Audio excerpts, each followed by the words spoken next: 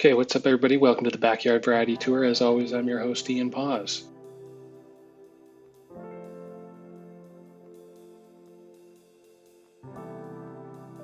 And as you can see my own reflection in my sunglasses, my screen, or myself looking back at me. Anyways, what do we got to cover today? Today, our episode is brought to you by Jandals from Broken Stick Brew Co. Gotta love the Jandals. What else is going on? Got some golf clubs. Got some golf clubs that came in. So those are going to be put to good use pretty soon.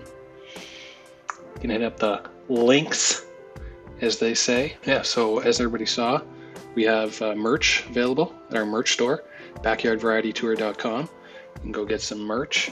Just wanted to explain a little bit about the merch and the ordering process, and that's basically that I don't make a profit at all. I barely break even, and any and all money goes to the people creating the product that you're buying. So whether it's a shirt or a coffee mug, then you got to pay for the printing design, getting the design put on, made and then put on the product, and paying for the product as well. So all of that. So I don't make a dime really. It's just to be able to have this cool stuff to be able to put out there if anybody wants it. Yeah, so I don't make a dime other than to cover my own costs basically. And the prices, at first I was like, oh, these prices seem high, but then once I put it into perspective and I was like, oh, this includes shipping and handling, and this includes taxes. So whatever price you see online, if it says $31 for a coffee mug and you're like, holy fuck, but you know what, say it's maybe $15 for the coffee mug, and then it's $8 or something for shipping and handling, and a couple bucks for tax or something like that, whatever it ends up being. But it's all inclusive. Whatever price you see on there is all inclusive, and that includes the tax, the price, the tax, and the shipping and handling. And so we've had a couple orders already, so appreciate the support. And you can get Backyard Variety Tour mugs, t-shirts. We got half-assed jokes designs, ranting and raving design, TNT designs. So some cool stuff that Russell made, and we couldn't have did it without Russell. So as always, thanks to Russell. Squeeze a little beer break in there. Next up, I want to talk about serial killer dogs. Next up, I wanted to talk about serial killer dogs. I've watched a few on Netflix recently. Night Stalker. Okay, this is the LA psycho loner. Very cool ending to this serial killer is the people. The people rose up from the street, from the neighborhood. They caught him, and it was daytime. He came back into town. They put out a sketch rendering of him on the newspaper, and this is after months, him terrorizing for months and months and months. He takes a trip to like San Francisco or something like that. He comes back to town, his face is all over the paper. He's on the bus, he feels people are recognizing him and seeing him.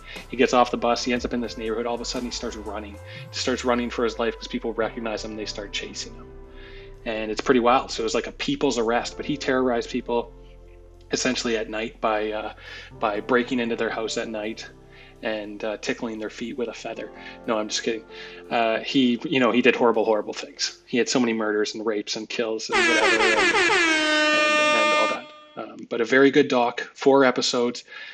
The problem with a lot of Netflix stuff is they take something that could be 1 episode and spread it out into 8.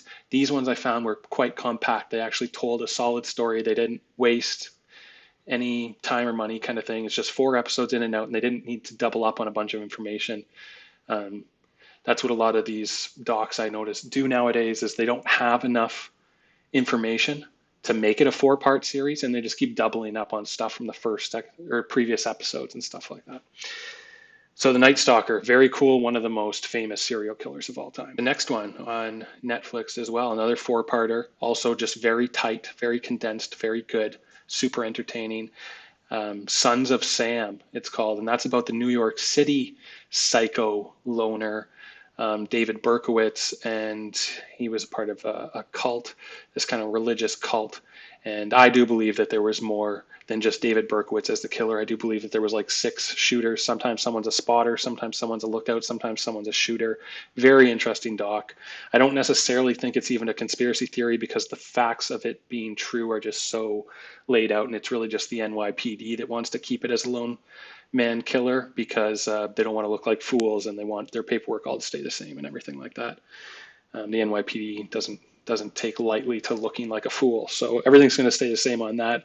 However, it's impossible to not believe that there was multiple killers, and it was actually part of this religious cult. And it's so good because it's based off this book called The Ultimate Evil, which by Maury Terry, which I bought last year when I was interested in the David Berkowitz, because I just stumbled upon it kind of being a multiple person serial killing thing. And very interesting stuff, And I actually wrote a short story, kind of went out of my own mind to just say, I want to be the most horrible person I could be for this story kind of thing. And I wrote a story called Madman. It's basically a guy who moves to New York and, joins like a cult kind of thing and starts doing these terrible things with terrible people. So very dark stuff, but The Ultimate Evil book and this Sons of Sam, New York City, another great Netflix doc, kind of shows Maury Terry. Maury Terry is an investigative journalism. It kind of shows all his digging. The NYPD's like, yeah, we got him, or this and that. Yeah, it's open and shut, boys. And he digs deeper and wants to find all this stuff. And it's very interesting. And the other one is I'll Be Gone in the Dark, which is interesting because it's Patton Oswalt's, his former wife, who passed away years ago, was working on this book. She was obsessed with the San Francisco, what's his name?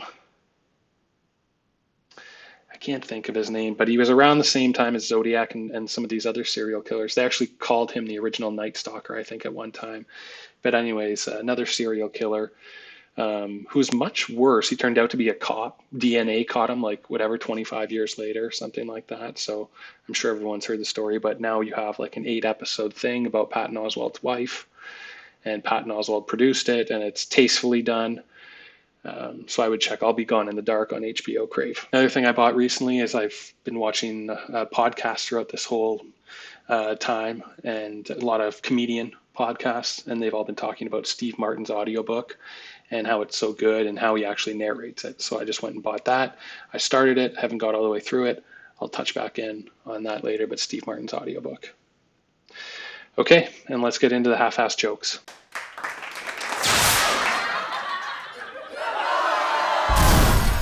So everyone's seeing all these, everything matters nowadays. It's like everything matters nowadays. So I just wanted to say that protons, neutrons, and electrons all matter.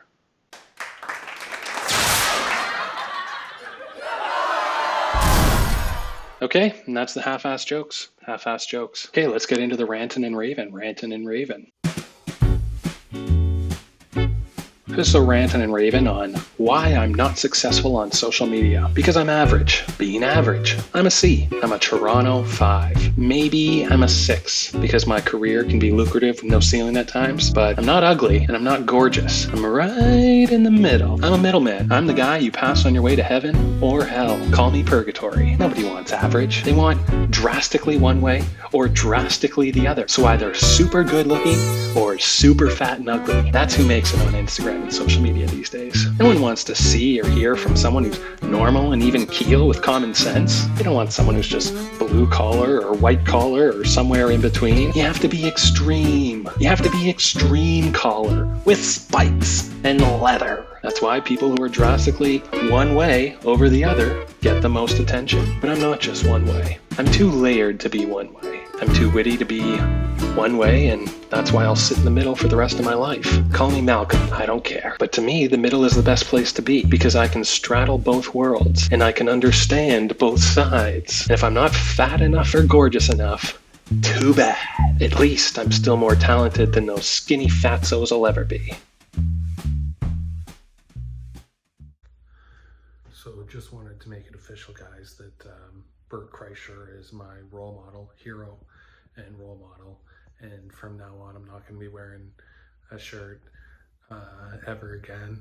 So even if there's like weddings and stuff like that coming up for friends and stuff, you can just expect this because Bert Kreischer I'm now the new Bert Kreischer. They actually call me in if he can't make it somewhere. I'm the Bert Kreischer double, the BK double, they call it, the BK special. Now I'm just basically waiting for a role model to come along who doesn't wear pants, and then I'm not going to wear pants either.